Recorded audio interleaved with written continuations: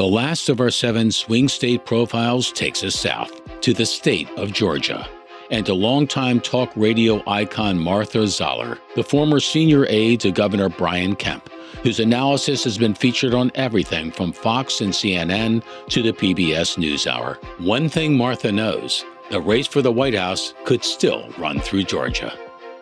From Ballard Studios in Washington, D.C., another special election edition of 13th and Park. You and I can differ, but that doesn't mean you and I cannot be friends. That often is missing in politics. We went from North Korea to M&M. That's a lot, man. Aliens could have invaded and nothing would surprise me at this point. It's a nightmare. Those are the facts. We have to solve everything. What's in this tea? Martha, great to have you on the show. Let's talk about Georgia, just to kind of lay the context. From 1972 to 2016, Georgia was a fairly reliable state for Republicans, but that's begun to change, right? It's become a much more competitive state. People can say, well, it's maybe not red, it's pink, but others might say it's getting closer to purple. What has changed Georgia over the last, 10 years, and how might that impact what we're about to see next week?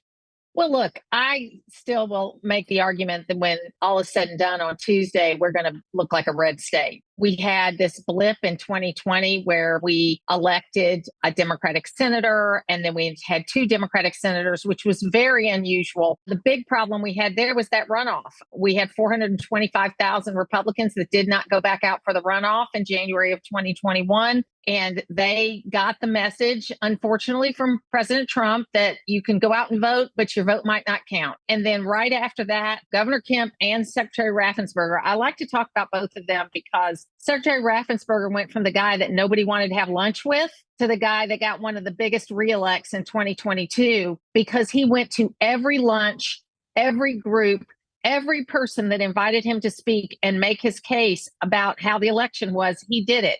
And he stayed for as long as it took, and he did the work.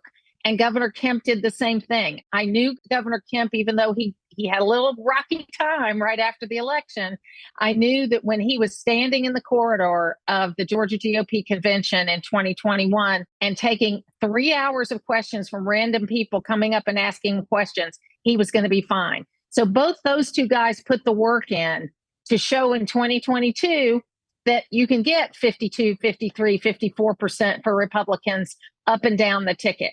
So what happened is we have a changing demographic. I mean, we've got a lot more Hollywood coming in. We're the number one place to do movies and television. We've got a lot more of a diverse demographic coming in. But we also have a very well-run Republican state. We're doing tax cuts. We're the number one place to do business for 11 years in a row. We've had 3 fantastic Republican governors that have known how to work with people and get things done. So as a state, we're doing things really great. How does the governor get along with the 2 senators you already mentioned? Both Democrats, both won in close elections. Do they work decently together in terms of advancing the interests of Georgia? They certainly have worked well together when there's been crises like hurricanes hitting and things like that. They've been bipartisan. The one thing I think that both of those senators could do better is that when we have a big thing to announce, they tend to do their own events and then the governor does his event. And I don't like that. And it doesn't go unnoticed that they're doing that. But Senator Warnock, interestingly enough, got a lot of Republican farmers to vote for him in South Georgia. And Senator Ossoff has shown himself to be someone who likes to work with people from the other side of the aisle. My only thing I wish he would do more is go out on a limb a little bit more. Okay, because I think it's great to work in a bipartisan way on the things that everybody agrees on. But what really shows leadership is when you go out on a limb when it might cost you something. I feel very good about where we are right now. I'm cautiously optimistic. People still got to get out and vote. But we saw the problems we had in 2020, which were largely COVID related.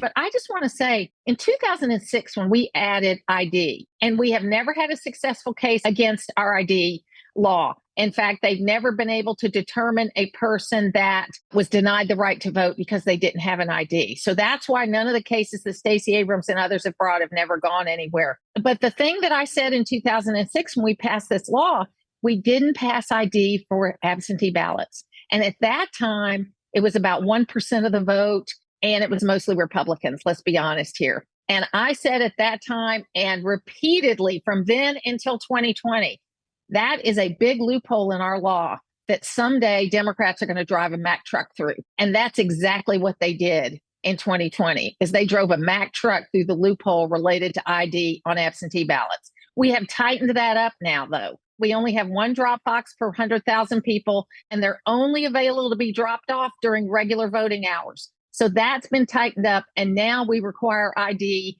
for absentee ballots. So absentee ballots have gone from a high water mark of about 30% because of COVID back down to 4, 5, 6%, which is where it looks like they're going to be this time. So look at two dueling dynamics here. You have Governor Kemp. It's fair to say that Governor Kemp and former President Donald Trump were not on the same exact path at times over the last couple of years. They seem to be. That's fair. They seem to be fairly united now. On the one side, that's got to help in terms of, pushing Republican vote. On the other, you have Stacey Abrams, you mentioned, with the New Georgia Project, trying to register more Blacks and Hispanics and young people to try to even out the demographics in Georgia. Which one of those are going to have impact on what's going to happen next week? Stacey Abrams is trying to have impact, but I think her day is done in Georgia. I mean, she's still able to raise money, that kind of thing, but I just don't see her as present as she's been in previous elections. As far as Kemp and Trump, if you really watch them, Governor Kemp never rose to the battle. Okay. He always took the high road until something was said about his wife. He never engaged. He did say something when something was said about his wife, which a good Southern man always does. And he always said, though, his goal for 2024 was to prove that Georgia was not a purple state and that he was going to engage his machine to get the vote out. He said that always before Trump was the nominee, after Trump was the nominee. So what I think he did is he waited it out. He got to the point where President Trump had enough good people around him to say, you know what?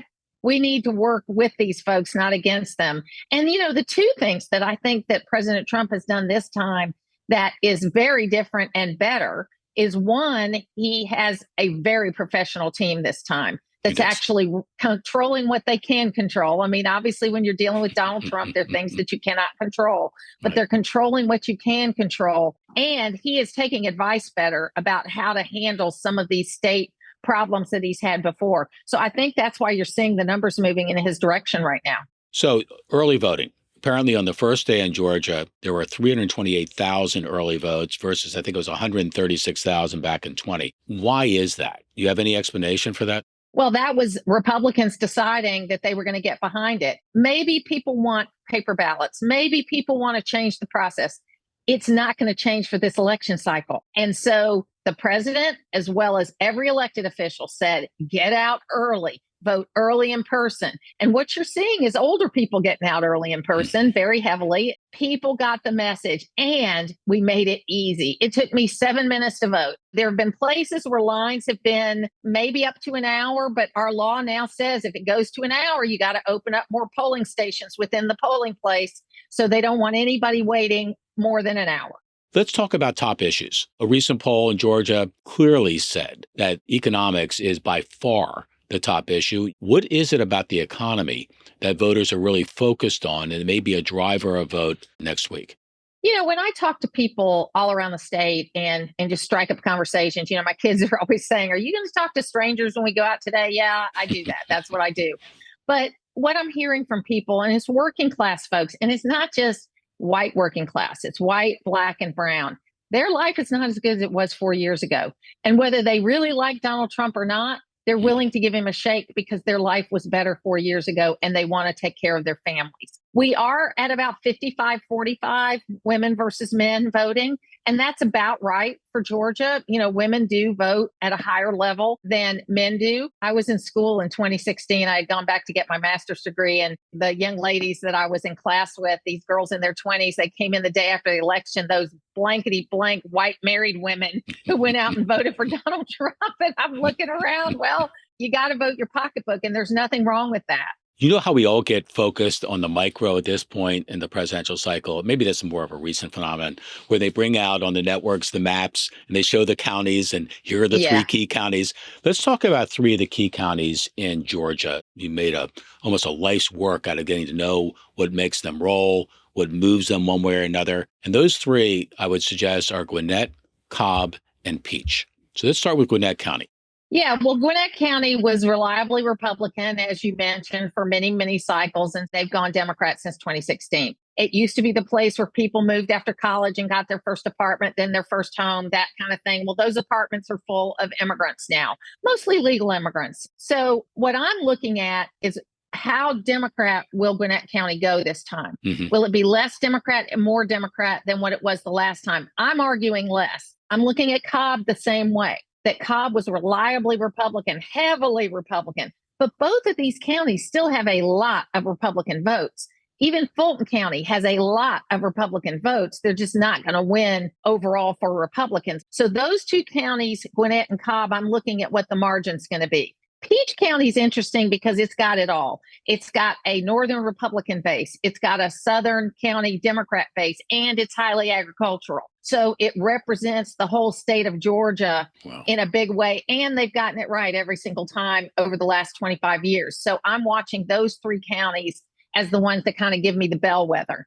And with the changes we've made with our laws, these early votes, unlike Pennsylvania, they'll be dropping the early votes by 8 o'clock. So these 3 or 4 million votes by county will be dropping right around 8 o'clock so that we'll have a pretty good idea how 70% of the electorate has voted by 8 o'clock. It seems like Republican vote in a lot of the swing states, the biggest part and the heftiest part comes early. And then you have the blue wave at the end, right? So Yeah. It's not necessarily what's going on there. It's just that it's the nature of how the votes are counted and where the votes are counted from at different points of the night. Yeah, and especially in 2020, which was an anomaly because of COVID, we went from normally 3, 4, 5% of absentee ballots to 30+% of absentee ballots. And at that time, it was you had to unfold it. You had to take it out of the envelope. You had to look at it. You had to compare the signature. Now it's not a compare the signature. It is you check the ID number against the voter record, and it's a much easier check because numbers are numbers. Numbers are easier to look at than somebody's signature. If it's a close election in Georgia, I almost want to say when it's a close election. If it's close, when do you think we'll know?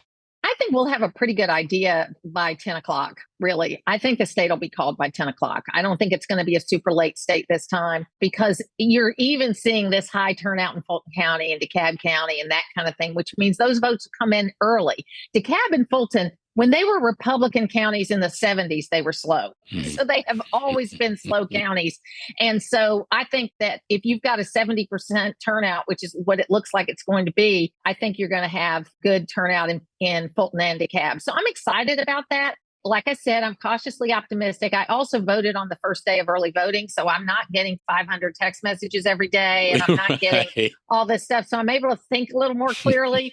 I do think, obviously, you had the things that happened related to the comments about garbage supporters, and you had President Trump with that comedian at the Madison Square Garden event. Those are little things, and I just don't know if there really are undecided voters out there anymore. I'm very worried the undecided voters won't vote at all. If you're undecided at this point, you're still saying you're undecided, you might not be motivated to vote.